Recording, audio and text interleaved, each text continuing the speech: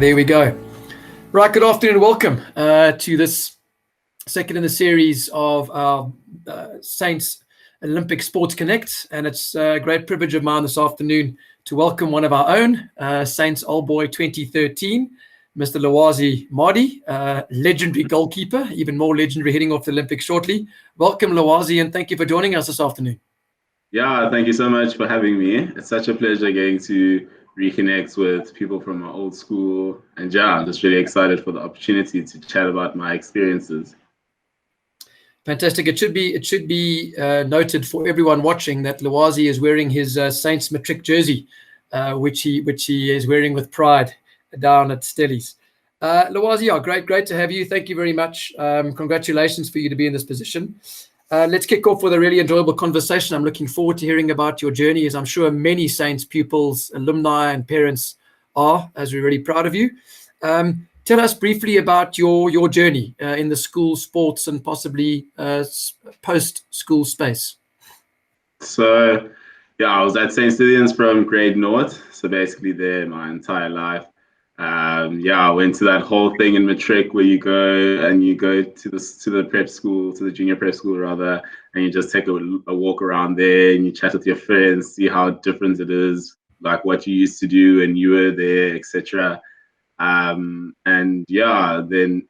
I went into the prep school, and that's where my water polo career really started. I was in grade 6, I believe, I was just looking for something to do. You know, it was summer, and all our sport trials were on the same day, and it was hella hot, so I didn't really feel like playing cricket.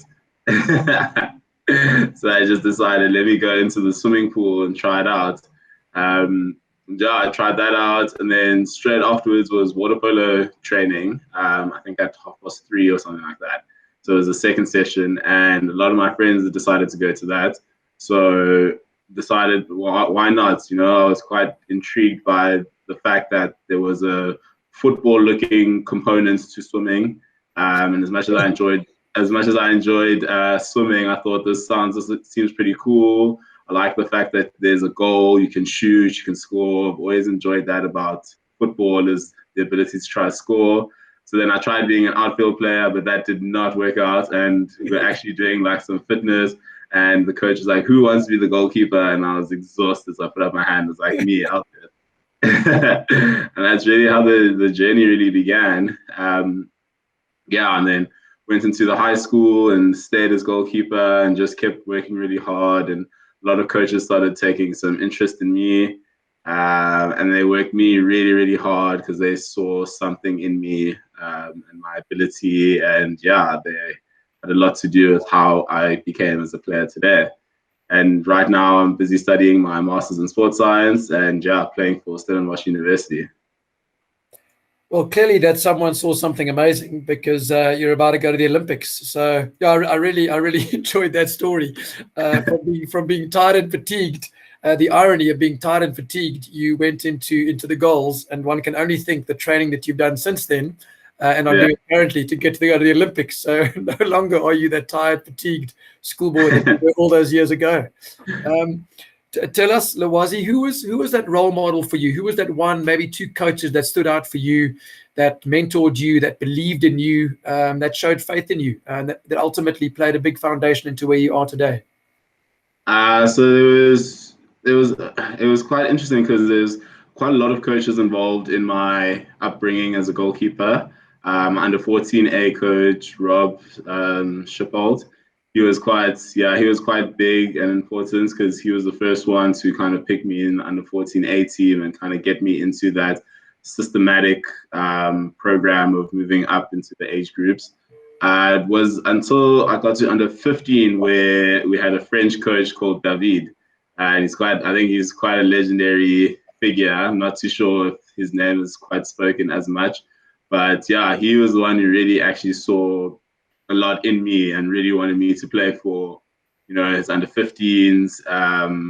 But it just never really seemed to work out. So I was always an age group above what my age group was. So I was always 15 when I was supposed to be in grade 8 and stuff like that. And so he wanted me to play for him. I kind of was resistant because I didn't really want to play for grade 9s. And then when I got to grade 9, they told me I need to play in the age group above. So then I went into under 16s. So I kind of missed him. But at provincial level, he was the under 19B coach, and he asked me to actually play for his under 19B Gauteng team. And then that's after that year in my grade 10 years when he really started to take a much more specific interest in me as a goalkeeper and as a player. And yeah, he was very important. And yeah, of course, there was also Brian Webster as well.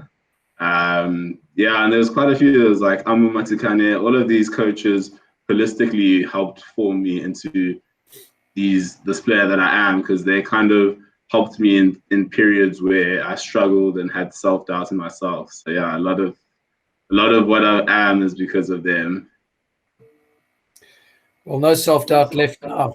With a few weeks before you jump on a plane to go to Tokyo, tell me, Lwazi, as a sidebar, which teams are in our pool, or in, pardon the pun, which teams are in our pool when you go over to Tokyo? Yeah, I see what you did there. Sometimes. So overall, there's 12 countries in total for the men's section, and there's 6 in a group. So it's us. We've got Japan, USA, Italy, Hungary, and Greece. Sure.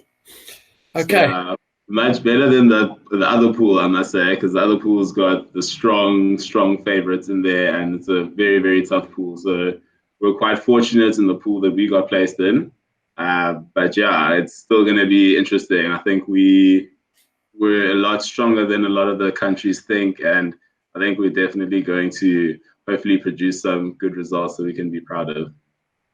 Kia ora, Lwazi. I think if there's one thing that COVID has taught us is what we've taken for granted as mankind. And I mean, just the mere fact you're getting an aeroplane and be able to compete, in a few weeks' time, I think, results notwithstanding, I think is incredibly special. Okay, so we know who's in your pool. At least it's not as the other pool. Lwazi, I've spoken to a few teachers and people in the water polo space, and a lot of people see you as a leader, even more so now, a big role model for a lot of our water polo boys at the school. And it's interesting that this particular year, 2021, Saints would have arguably had one of its strongest water polo teams, and the guys could barely get into the pool. From a leadership perspective, what values are important to you as a young leader? The values that are important to me, I think, is consistency. It's easy to get complacent, and it's easy to kind of forget as well how much consistency can improve, because if you are a good player and you don't consistently put in that effort to grow your talent, then it can all kind of fade away and have others to catch up to you. So I'd say consistency, discipline, resilience, and diligence as well. Just if you want to work, if you have the ability to work hard, it can take you a long way in terms of how you are going to turn out as a player. And I find that so true with everything that you do in your life, is that you need some diligence and you need perseverance and hard work in order to shape who you want to be in the future. And yeah, I think I've listed quite a few, but in all honesty, I think it's just all linked under one umbrella term, and I would just say hard work. Yeah, that word consistency is a really important one. And my next question really speaks to, I suppose, the mindset. But I suppose, you're at that Olympic level. But I mean, last year there was uncertainty. Olympics was called off. It must have been devastating for many athletes of your ilk to be in that particular space. But what kept you positive during COVID, during adverse times? I mean, I'm sure the mind ebbed and flowed. Take us through your thought process of last year, and then the Olympics being cancelled, and what went through. What kept you going? What kept you being consistent, Lwazi? I think, yeah, it was quite a difficult period, as you can imagine. Like, we've all been through it. From an athlete's perspective, when you are playing at that level, all you want to do is just get in and compete and train, and having that taken away from you is quite difficult. But then again, it links back to what we were speaking about previously, about how consistency can help form good habits, and it's something I believe is quite important. So I decided to adapt and use outdoor training, such as gym work, outside running, just studying sports science helped me a lot with understanding the benefits of doing other training in relation to relating to your type of training in your sport. So from a cardiovascular perspective, if you were doing some running, it will help improve your lung capacity, which will also help you with your fitness. And that can be taken and translated into the water polo world. So I just basically did as much as I could to prepare myself for the return. And I knew that with the Olympics on the cards and the potential of going, that I didn't want to get caught off guard with the surprise of, oh, look, we're back in the pool and, Olympics are still going to happen as planned. I wanted to kind of get there in the best condition that I could potentially do without getting in the pool, because that was restricted for me, and just try to be in the best possible physical condition just before entering back in the pool. So I think having that mindset of, stay consistent, keep working, do everything you can apart from the things that you can't, and the benefits will come from that. Yeah, listening to you, it's interesting. So in essence, what you're saying is you control the controllables, and I suppose you never stop believing that something is going to happen during the course of this year. And you're studying sports science most certainly would have enabled that. As a 26-year-old, it's a great deal easier to train, especially after a bit of a break. When you get to my age, that becomes a lot more difficult. That's a story for another day. Tell us, for so many of the youngsters that are going to get to watch this video, what was it like for you? I greatly enjoyed when you talked me through the process of how you became a goalkeeper. What was it like for you the first time you represented your country, and against whom was that? So when I was in my matric year in 2013, I went and I played for SA Under-20s. So that was my first proper representation. Despite the fact that I was at a junior level, it was still amazing to be able to compete against a lot of countries where you've heard that this is where water polo was made, this is where it was developed, and kind of getting to rank yourself in terms of how you played versus how you think you are. And it is quite a humbling experience when you go to your first international tournament, because you never really know how you are or how you match up to others from other countries unless you play them. So yeah, it definitely humbled me a lot. And my first senior men's experience was at the 2016 Olympic qualifiers in Italy.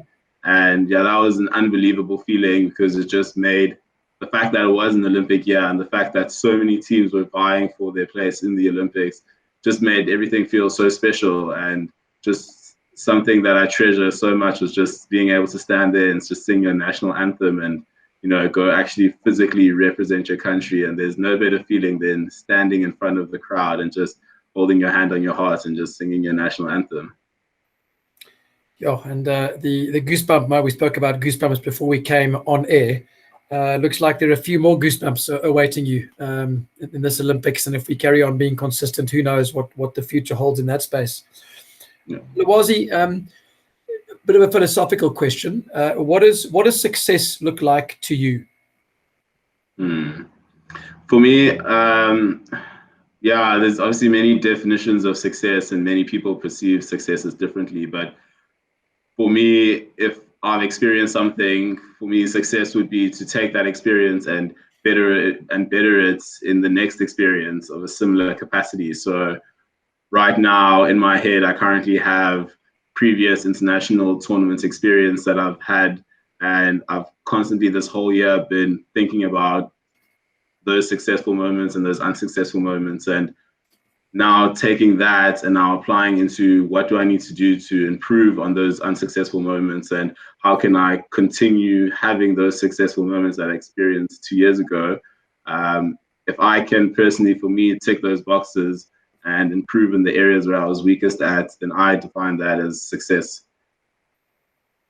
Yeah, it's a great way of looking at it. It's interesting. It's very similar to, what is the measure of growth, and that is the distance traveled. And you've traveled a great amount of distance from 2013 SA Under-20s to where you are now. And one gets the impression, listening to you and having a strong background in sports science, that there's still quite a bit of a distance to go. So yeah, thank you. I enjoyed that answer.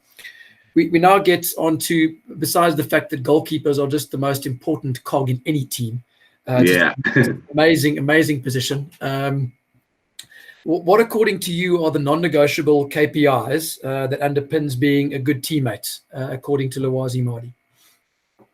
I think you need to treat your teammates as equal for me. You know, no one is better than the team, and you are as strong as a team as your weakest link. So, as cliche as that sounds, you know, I've experienced that on many multiple fronts where people have thought they were better than the team, and it leads to a whole dismantlement of the team, and many good teams end up crumbling because they have internal arguments with their teammates. So I think definitely equality is something that's very important to me. And I also think that sharing the same kind of mindset in terms of hard work and working together towards team goals is something that I find very important. And I think those three would be my KPIs. Thanks, Lwazi. Talking about learning and growth, share with us a moment that's been a big learning curve in your career thus far. True, so many. I've learned a lot. I think for me, the biggest learning point was, you know, after playing in high school for such a long time, and we had such a successful year when I was in matric, and the experience from jumping from high school to senior level men's polo is definitely one of my hardest, especially playing at an SA level, because I realized that very quickly that what I was doing, you know, just things in the pool only, was not going to get me to the level where I needed to be. I needed to control other factors in my life and, you know, make use of all the facilities and all the resources that I had in order to improve myself. So I think definitely that transition from junior level to senior level was a huge wake up call for me. And that's definitely something that's like, that I still remember till this day. And that's another experience that I don't want to experience again. I really don't like that feeling of being ill prepared or unprepared for something. So I really try to work hard when events are coming up to make sure that I am my best self before the tournament starts. It's always nice though when you make that jump, and you know that you're able to make that jump. And I've always, you know, for many of the teams that have left, all the teams have got a plan, but I always say, guys, what is your plan for when things don't go well? And that's really where experience comes in. So yeah, I enjoyed that, and I guess there's going to be another big jump now that you're going to the Olympics. So from junior to senior, and from senior to Olympics, that's going to be a great test for you, which is going to be incredibly exciting. I'm sure this probably ranks up with being a highlight for you, but what are one or two or three of your highlights of your career thus far? So I would definitely say my very first game playing for the SA men's team. I was in my second year of university, so I was still quite young, and the magnitude of the tournaments was massive. It was the Olympic qualifiers, and it was my first time representing my country at a senior level. So that was definitely a big highlight for me. Sure. Going to World Cup quite recently, it was in 2018 actually. I was the only keeper at the tournament for South Africa, and in our first training session, I actually injured myself. So being able to recover from that injury and play through that injury and still put in key performances has definitely been something that I've learned about myself, that if you keep working hard and you keep pushing yourself, you can still perform well.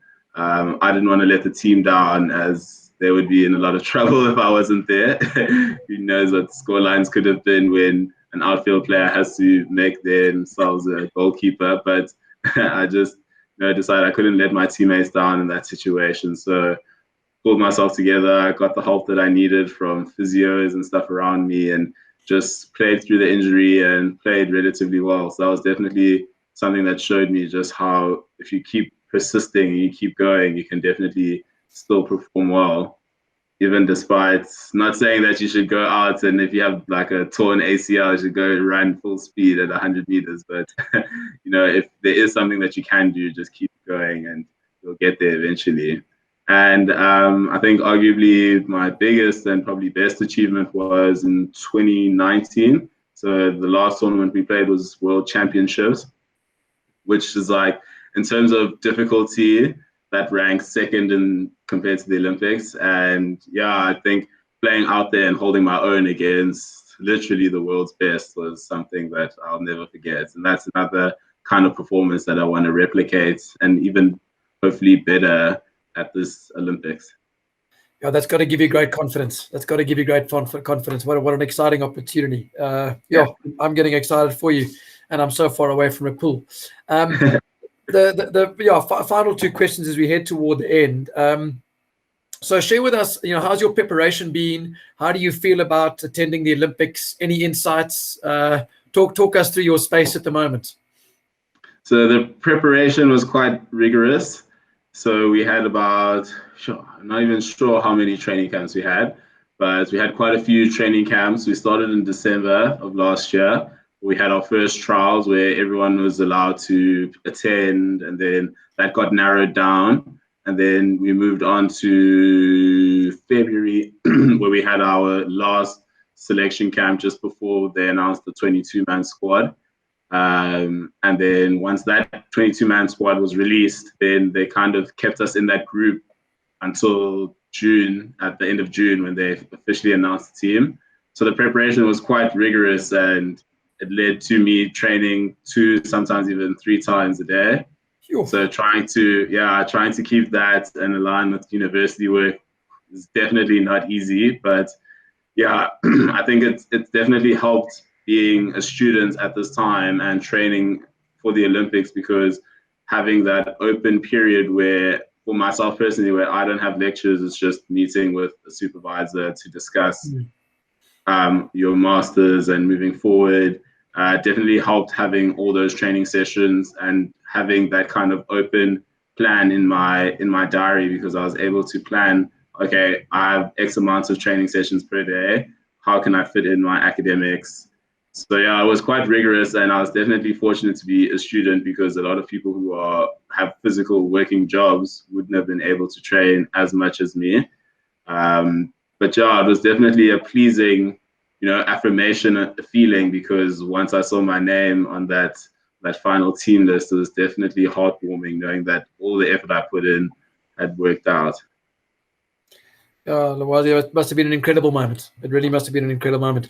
Tell for many people who might be sportsmen and women who don't know what a typical tough water polo training practice session consists of. Maybe just share, of which I'm one. Maybe just share with the folk out there, what would a typical tough training water polo session consist of? For how long? Given the fact that you had 2 or 3 per day. So they all varied. It would all vary. So if I were to take my 3 sessions that I would have per day, for example, the first session is always early in the morning, starting at about 6:30, sometimes even 6. That will be an early morning swim, and that's where we get our fitness in. My second session falls almost straight afterwards with, we call it vision training, and it's basically just training that involves reaction time improvements. So a lot of things that require you to react quite quickly to a situation. I actively quite post that a lot on my Instagram page. So if you want to check that out, you can. It's me basically hitting a bunch of lights as fast as I can. But yeah, that's another training that's quite fatiguing. That lasts about an hour. And then during our final sessions, which normally happens at about 5-ish, where I train with my Stellenbosch University teammates, we get in, and that's when a lot of the hard physical training comes in, where we do a lot of wrestling underwater, wear weight belts to help improve our legs. We use medicine balls as well, elastics, like the whole shebang basically. And yeah, it's definitely not easy training at that level, but it's something that has helped me in terms of using hard work and applying that to other aspects of my life, such as my academics and everything. So it's definitely a good sport in terms of finding discipline. Sure. I'll say 2 questions on that program. Number 1, how far do you swim in your morning swims? And number 2, those reactions with the hitting the whole lot of lights. That wouldn't be with the legendary Dr. Cheryl Calder, would it? So to answer the first question, as a goalkeeper, I don't swim as much as the outfield players, but on average, they'll swim about 2 to 2.5 kilometers. So yeah, it's quite a lot of swimming. Whereas I'll do legs. I'll swim for maybe about 800 to a kilometer, depending on the session that I have. But there's also a lot of legs that involves dynamic movements such as jumps, turns, and just in general, a lot of weighted training as well. So using the weight vests or weight belts, as I said, elastics. So that's quite intense. And no, unfortunately, it's not with that doctor for the vision training.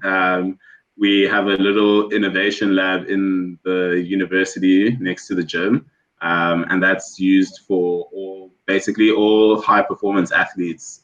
So there's not a lot of high performance athletes. It's normally athletes who are playing at a SA level that are allowed to get access into that room. Okay, of which you won. Lwazi, final question.